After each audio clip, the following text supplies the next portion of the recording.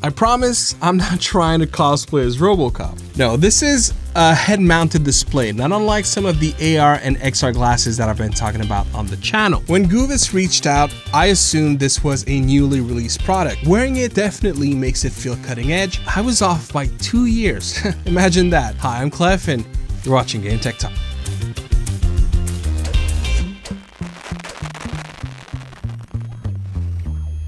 Turns out they released it in 2023, but it holds up very nicely to a lot of alternatives, some even released less than a month ago. While it remains relevant in a rapidly emerging new product category, it's not without some glaring flaws, and we'll address it all in this review. Real quick, GOOVIS did send the G3 Max over. They had no editorial input and didn't see the video before anyone else. Here's what their top kit gets you: G3 Max HMD, a portable Android TV solution, an HDMI converter, a fabric strap, and a comfort strap as an alternative. How this works is very simple. Using supplied USB cables, you plug it into a compatible device and the display mirrors onto the headset. You then lower the screens and bam, you're in your own private theater. Compatible devices are anything with an HDMI or Type-C that supports video out, such as most flagship phones, most handheld PCs such as a Rogue Ally or Steam Deck, and even living room consoles, as you can convert their HDMI signal using their supplied adapter. In a nutshell, pretty much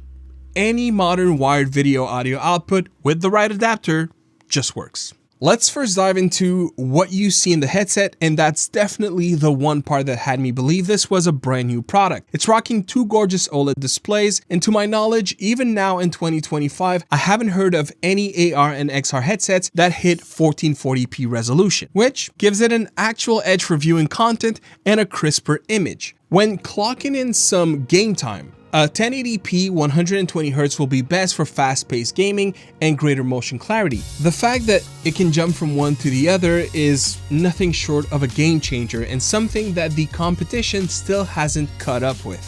Another benefit to the G3 Max is how it'll separate you from your surroundings, as would a VR headset, but unlike one, the screen will follow your head movements, something important to mention. That's unfortunately where conflict starts to come up. Now, unlike AR XR glasses, this is a fully enclosed headset, which means heat buildup will happen. There's a built-in fan to deal with fogging, but it's non-addressable and always on. If you're not using earbuds, it can get distracting to you, but also to people that are close by, which, talking about the audio, it's not good. It sounds like it's coming from an emptied can of corn. Needless to say, you'll want your own audio solution. Is that what they call quid pro quo? Well, let me be blunt, the audio sucks. At least the G3 Max sure is comfortable with any of the 2 supplied straps. Funny enough, I prefer the standard one because it'll work better when using while in bed, which is my most common use case. It's also a lot lighter than it looks, something I was apprehensive of. I haven't experienced any type of discomfort on my neck or head, which I usually do when thinking of recent VR headsets. But just like the Oculus Rift one was light, if you ever tried that VR solution, so is the G3 Max. It doesn't have any onboard computing hardware like, say, a Quest 2 or Quest 3 from Meta.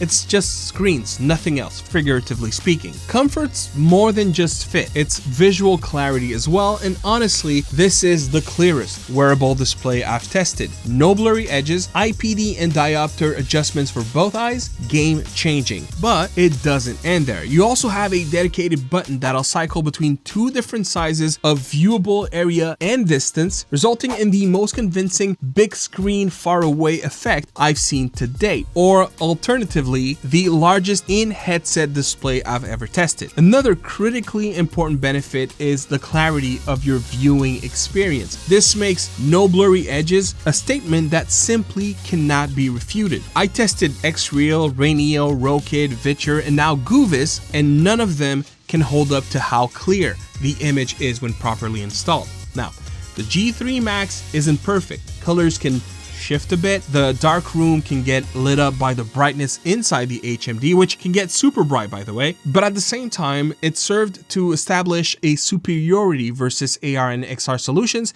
that I simply did not know existed. It's that much better. Lots of these solutions out there are presented as having a cinema-like experience, and after trying the G3 Max, This is the closest I've experienced to that statement, while also delivering noticeably better visuals versus other products in the space.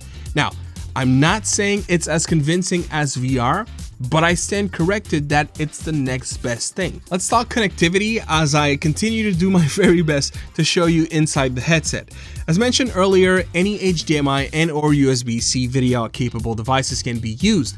So how about the Android one that I mentioned? Well, we won't spend as much time talking about it because it is exactly as it sounds. Simply put, it is an Android TV dongle that is strapped to a battery, which you can bring along with you as it's self-powered and portable. It's about the size of 2 cell phones stacked. It comes with a remote control as with a TV box. In reality, you could even plug it to a portable monitor and use it exactly as you would an Android TV Chromecast, except this one brings its own energy and is rechargeable. It's built more with media consumption than gaming in mind, though cloud gaming platforms still run great, using solutions such as GeForce Now, Amazon Luna, Moonlight, and many more. Just like any other Android device, you can connect a controller using Bluetooth and game to your heart's content. Let's talk price. You're looking at $1,100 to $1,200, so not exactly an impulse buy. Still, you do get premium comfort, great optics, and insane flexibility. Is that enough to recommend splurging the extra cash over other options? That'll depend on you, but knowing what I know now, I'd say that it's probably too big a price jump, especially when you can still find excellent AR solutions under $300 US. So here's the thing, it's not flawless, but it's the most immersive wearable screen I've used to date. If you want the ultimate personal theater and don't mind the price, this is it. At the same time, it's also not so transformative that it warrants paying 4 times the price versus some alternatives. Still, I'd love to see what GOOVIS could do with a G3 Max 2025. GOOVIS pulled off something rare in tech. They made a product in 2023 that still goes toe-to-toe with 2025's best. It offers a peak viewing solution despite its age, but I can't help but wonder, what would it look like if GOOVIS applied the same no-compromise approach mixed with the knowledge and skills they acquired since? Well, your guess is as good as mine. Thanks for watching. If this helped, check out the next review popping out on screen. You won't want to miss it.